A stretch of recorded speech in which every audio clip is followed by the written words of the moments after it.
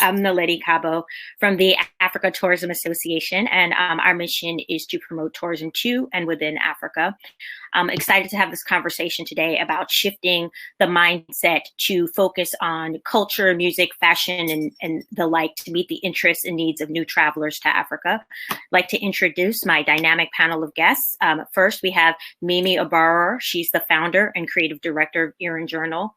Lola Akinmade Åkerström. She's an award-winning writer and photographer, founder of the NordicTB, and editor-in-chief of Slow Travel Stockholm. Bheki Dube, the founder and CEO of Curiocity, and Cheraé Robinson, founder and CEO of Tastemakers Africa. Everyone up? Just waiting for Lola.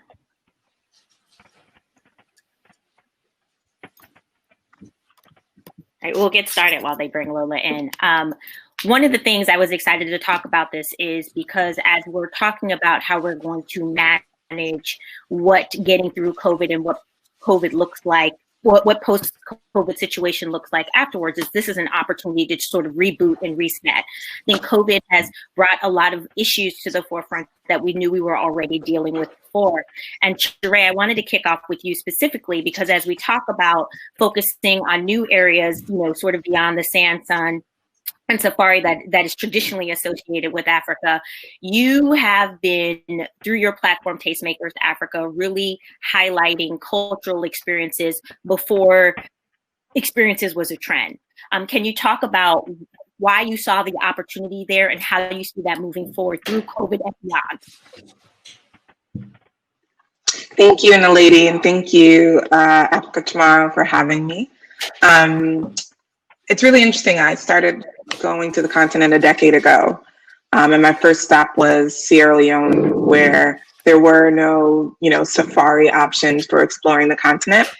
And one of the things I found that a decade ago that still holds true today was that there has been such a curiosity about the continent from a cultural perspective, but the industry was really bent on one story and one narrative. And it largely was because that narrative has been lucrative for the industry.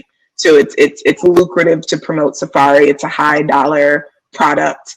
And there has been not a lot of incentive because the industry has also settled into one particular traveler as the traveler that's going to drive the growth of the market.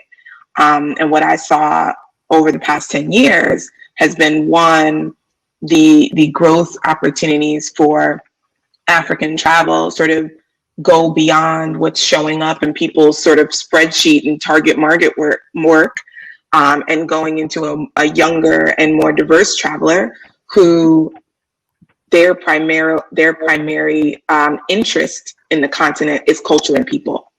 And so when I started Tastemakers 5 years ago, I wanted to center that. I wanted to center culture and people, not just because the market said so, but also because when I visited Africa's urban centers, there was just so many incredible things happening, from art to fashion to food. And it just felt like these should be the faces of what visiting the continent is about. And it can complement this other work, but it should be at the forefront of why we're telling people to visit the region. And that's really where the root of it was. It was in those urban experiences and in seeing that the appetite for that was going to grow in parallel with Africa's cultural exports and influence around the world. Thanks, Cheraé. And just picking up on some of the things that you said, even looking at what has been most lucrative.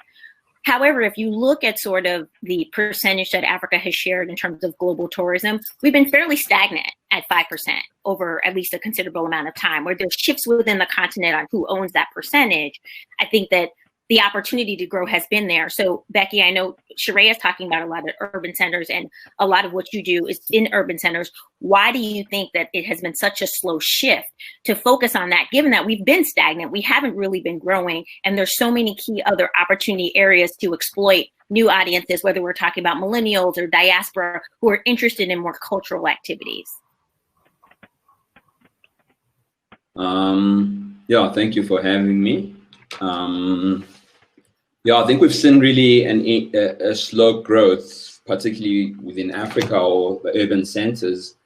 there seems to be a stigma around mobility in Africa, you know, and when we really start to speak around tourism, right, it's always really served almost an elite group. And when you engage really with millennials or people that take part in our products really, or of a younger generation or so forth, there's a huge yearning towards using the current infrastructures around moving between urban nodes, between the airport to the spaces where they're staying. But I think our destination marketing companies, our tourism bodies tend to become a deterrent in almost allowing these people to use those nodes, you know? I mean, we took a trip from Johannesburg to the Eastern Cape and really just using public transport. But that's something that no one will actually really tell you that you can do it.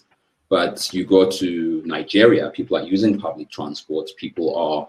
So I think the stigma around mobility becomes really a huge deterrent in how people actually want to engage and connect in Africa itself. So we need to really change that. And almost also from local bodies at government level or at tourism level, we need to almost formalize the informal sector around how people actually travel.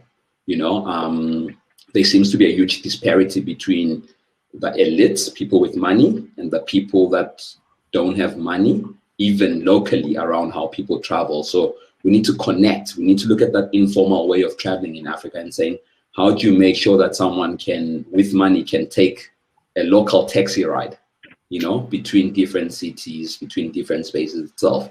So yeah, we need to formalize our informal way, really, I think, of just traveling. And I think that will open a huge gap in people actually knowing that, well, you can land in Johannesburg, make your way through Zimbabwe through public transport, eventually further up north of Africa. Are you seeing, just Bheki, you have a business on the ground right now in South Africa. Are you seeing that, and everyone is obviously focused on local and regional tourism, are you seeing that them being more open to that now, almost as sort of a necessity? Is there more openness to new ideas and new marketing tactics and new ways to travel and things like that? Are you seeing that change? So we are seeing it on a business level, where business travel is starting to really spike up, and people traditionally that wouldn't stay in certain establishments are starting to engage with those spaces. But there seems to be still a huge deterrent around the current rates and prices within the tourism industry only serve a tourist or an international market. You know, they're not catered at the local market. And I think, you know, particularly in South Africa, you're going through a major recession that's taking place. So how do we really repackage our itineraries, our accommodation to really service the local market itself? But also from an operator's point of view, you know, I mean, for the last 3 years, our ADRs haven't really actually increased. We've remained flat.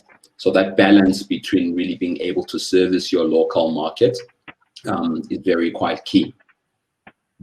No, understood. And Lo, I wanted to bring you into the conversation because you're truly a global citizen, and through your travels and the stories that you've told through visuals, what, from your perspective, makes Africa so special, and how do we sort of amplify that uniqueness and that specialness in a way that we can, you know, tug at the heartstrings of others? So I think one of the best ways to amplify is to actually diversify the storytellers that get to tell the stories of Africa. And I'll give you an example. Right before COVID hit, Marriott Hotels and Resorts launched their print magazine, and it was the first issue. And I shot the cover issue and covered Ghana.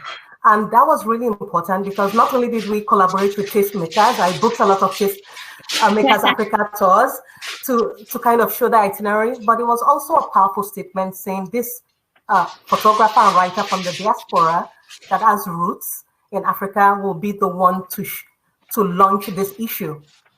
And when you work with different types of storytellers, especially those that have roots in Africa, even though they may not have lived, you know, at home for a while, it's still home. There are still some things that you're still going to be able to get the nuances of what to report, how to talk about the culture in a way that's respectful, because it's still your own. And so I think the way we can diversify the stories coming out of Africa is to actually diversify who gets to tell that cover story on Travel and Leisure or Condé Nast. Who gets to write it? Is it me? Is it somebody that looks like me? Or is it your typical white, journalist? Right. No, absolutely. And I know, Mimi, with your platform, even Lola, what you're saying, storytelling is so important. And I think it's become a buzzword in terms of storytelling and who's telling the stories of Africa. And whether it's Africans telling the story, no one can tell them as well as an African, to your point, whether they've been there or not. And so, Mimi, I know we've had some of these conversations offline as well, just in terms of, from your platform, you focus on urban cities. And a lot of times those, to Bheki's point, and to even what Cheraé said, those aren't focused on. So why was that important for you to do that through Ìrìn Journal?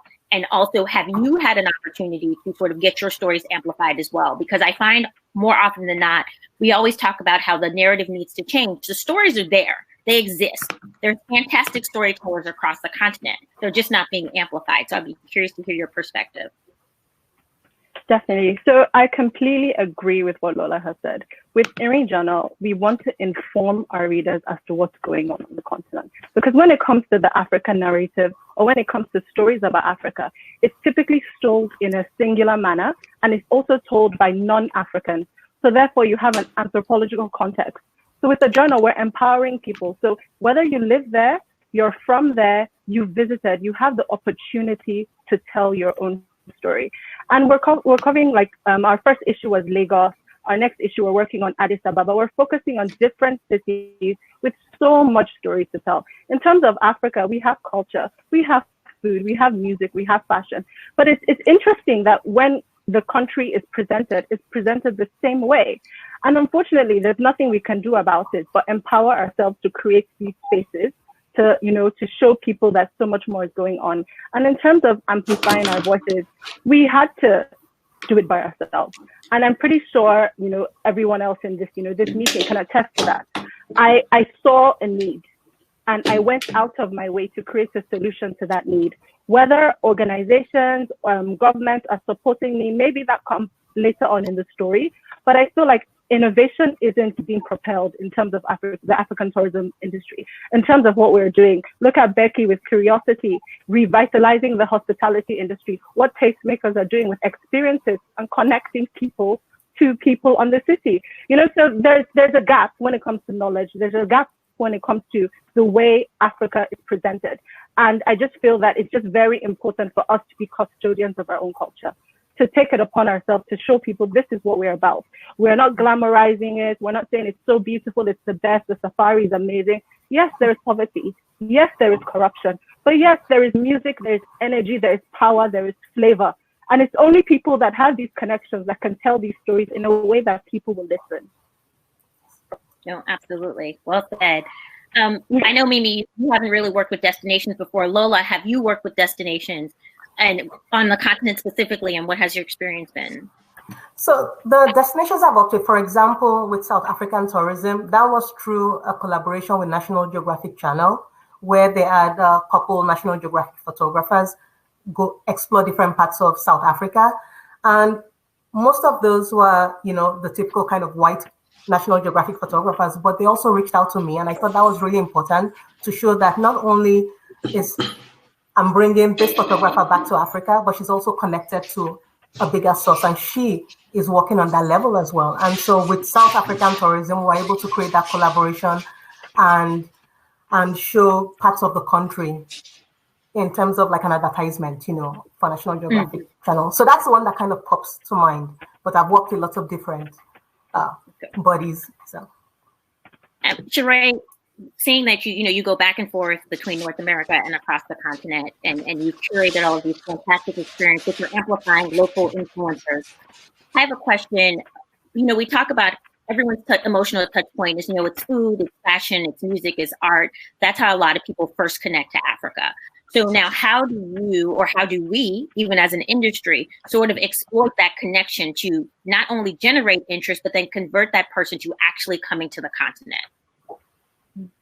So I think there are a couple of things that sort of need to happen. I think, and it's both on the availability and scalability of product in these spaces and in the conversation. So I think the place that we're doing really well, and looking at 2019 and Year of Return in Ghana was a perfect example of it, is that we've done a great job of increasing demand. I mean, demand for travel to the continent, particularly amongst millennials, and not just Black millennials, but like people, period, who look at themselves as culture curious.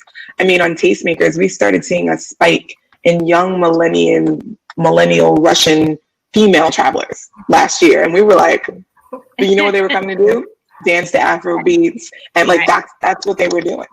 And so it's funny because it's not just the diaspora traveler that wants something different from the continent. It's also the millennial travelers. And I think we've actually done a really good job. I think the place we haven't done as good of a job is in product development on the, what do they get to do? And so, you know, if you don't have the connection, or you are only working through informal networks, that thing you're coming from, you may not find it in the safest way. You may not, you know what I mean? Like, when I think about Tastemakers, the work we had to put in to launch Accra as a city on an experience platform meant me moving my then 10-year-old son and interns into a house, living together, spending nearly 6 months in Ghana just to get 30 experiences live on the internet. Airbnb is not going to put in that work. They're not doing that. But that was what was required to be able to find artists, find musicians, find interesting chefs, train them, build a network, build community, build trust, build the economic incentives to be able to say, when I'm not here, you're going to be delivering this experience in the same way as when I am here. And that takes a lot of work. And if we were not a venture capital backed company, we would not have been able to do that work. And so I think the other piece of that is, when is this industry going to invest in non-safari products? When is this industry going to invest in products developed by Africans who look African? When is this industry going to give the opportunity for there to be more Bhekis all across the continent who have actual ownership in innovative tourism products? Because Tastemakers, is unique in our positioning, but the challenge is, if I want to get to 10 cities in the time that Airbnb or somebody else can do on the continent, the work required and the capital required to do that, because the industry is not being supported in that way at the ground level, is like a very huge mountain for a young company. And so how are we supporting that product development? Because the demand is there. But what we can't have is all these people excited about the continent and not being able to access these things in meaningful ways because the product development per market has not happened. And just along that, in terms of, Bheki, what Cheraé just mentioned, that we need more of you across the continent. Yeah. What does that look like moving forward? How do we get there? How do we make you not be a unicorn on the continent? For sure. Listen, I think I'm going to start really at grassroots level. I think, when you start to really think tourism in Africa, or at a schooling level, tourism is a subject that you only do when you failed your maths, your science, and then you think of tourism after. And even when you go into tourism and hospitality, you're almost trained to go work for your larger companies, your Toho Sons, your Radissons, and so forth. So I think we really need to come up with a very radical system that almost trains the entrepreneur from school level to say, listen, you can really go into this industry and create sustainable businesses. I came into this thing with almost a blind vision at the age of 16. And I took a conscious decision since then that this is what I'll do for the rest of my life. But if I knew in my high school years that, listen, you can actually become a sustainable business person in tourism, I would have then studied tourism. I never studied tourism. So I think we need to really set really great radical foundations there where we're able to introduce entrepreneurial syllabuses around tourism. And you use case studies like Curiocity as a good example. You know, hospitality schools need to be coming, and I've pitched to a lot of them, saying, listen, let's take a curiosity component. We identify a site within South Africa as we are expanding. We take graduates for that year and say, open up a Curiosity, run a Curiosity, and that's a proper feasible business model. So there seems to be a huge just detachment around that. So I think firstly at an education level, let's promote tourism and make it and create great syllabus around that. And then, you know, there's huge barriers to entry in this thing. You know, why does someone like a Bheki who's opened a business or a hotel at 21, it takes them about 8 years to go and open another site in Cape Town? You know, so things around really acquiring properties, getting some sort of funding through those properties, because you're dealing here with, I'm not talking about Bamsaki, you're dealing with a financially feasible business model that's shown and has track record and has created a balance sheet. Why does it take me so long to actually end up? And it becomes also, you know, it becomes very minute to things around pigmentation, you know, really.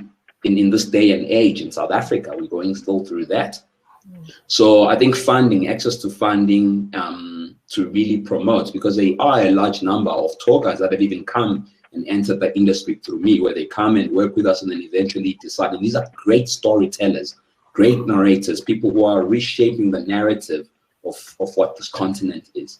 So we need to be able to really, I think, have access to capital that's able to scale these businesses, and where it's not just pocket to mouth, and we say, listen, we can really scale this thing into the rest of the continent, into the rest of the world itself.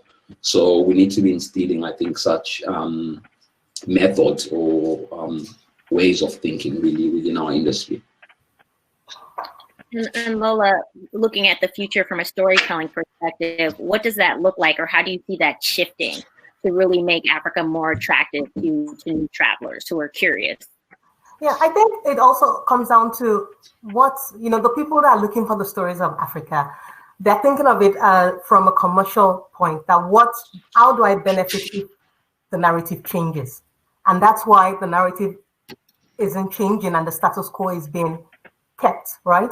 And so the way we can do it is, again, with companies on the ground, grassroots efforts, local storytellers showing that, look, there is a broad range. We're not just talking about, you know, this view of Africa, but we're also showing everything in between. We're not just talking about the Africa that's the luxury as well, because that's also another narrative that gets swapped. Because we want to change it so quickly, we go straight to like the high-end Africa, which isn't accessible to everybody, you know. And so with companies like Tastemakers, with Curiosity, just showing that range, is showing the depth of the stories we can tell that can reach out to different people at income levels, social economic levels, that can say, look, I can come to Africa, I don't have to be a millionaire, and I can still have a rich, immersive experience. So again, it's always going back to that, diversifying the storytellers and showing those people that are trying to maintain the status quo that, yes, you know, it's still very profitable as well. But in not just thinking about money, but also creating just richer stories that better reflect, you know, the continent and what's accessible.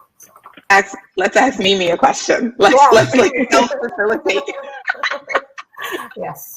Mimi, with Erin, I think it's interesting that like it's an African grown publication, because I think that's something that like I recognize in something Bheki said about access to capital. Like I recognize my proximity to the US is also proximity to capital. And so one of the questions I have for you all is, how can those of us in the diaspora like Lola and myself be better channels for things like funding and visibility for African grown publications and enterprises? Yeah. So start with Mimi. No worries. I think the main thing is just opening the door, because right now for our first issue, it was a Kickstarter. And so we crowdfunded, and literally all the funds came from family and friends. And it got to a point then when the magazine did exist, and people then saw the quality of work and saw actually, okay, there's relevance in what we've done. And we've been able to access different markets and people from all across the world. And then it's opened the door and shown that, wow, there's actually a need for something like this. You know, so right now we're still figuring out as we go along, but I know obviously certainly that access to capital, access to, you know, tourism boards seeing what we're doing and actually having it in, or even like airlines, having it in the, you know, the seats, having it in your embassies, because that just shows pride.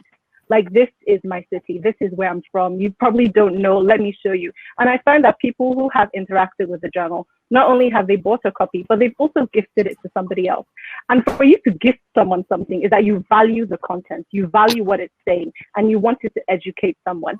So honestly, to help, you know, homegrown or businesses on the ground, is just opening a door, it's connecting. Say, okay, well, if you're looking to, you know, invest in other types of companies, here are a number, because they might not naturally seek us out.